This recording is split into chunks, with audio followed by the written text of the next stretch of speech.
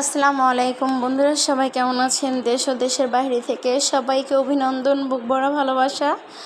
আর আমি আসছি ছোট্ট একটা রান্নারই নিয়ে, যেটা আমরা ঘরোয়া রান্না সবসময় করি। আমি তো ধুন্দুল খুব পছন্দ করি। দেখেন, এত পছন্দ করি 2 কেজি ধুন্দুল একসাথে রাঁধতেছি, অথচ আমার ঘরে কিন্তু মাত্র 3 জন মানুষ। এত পরিমাণ তরকারি খাই, মানে বলার বাহিরে। তরকারিতে এক পদ হয় না, থাকে অনেক পদ। তারপরে এখানে রান্না করতেছি ধুন্দুল, আলু দিয়েছি, দিয়ে একটা তো দিতে হয়। বরফের মাছ রানবো, তাই ধুন্দুলের কষায় নিচ্ছি। ধুন্দুলে তো এমনিও পানি ওঠে। তো আমার মতো কে কে আবাইতে আছেন বুঝছেন, এত তরকারি খান। মাছগুলো ভাজবো না, তরকারি অর্ধেক কষাইছি, এখন মাছগুলো দিয়ে বাকি অর্ধেক কষে তারপরে সামান্য একটু ঝোল দিলে দিব, না হলে নাই। কারণ ধুন্দুল থেকে অনেক ঝোল বের হয়ে যাবে, যেগুলো আর কি আমার পানি দেওয়ার কাজটা করে ফেলবে।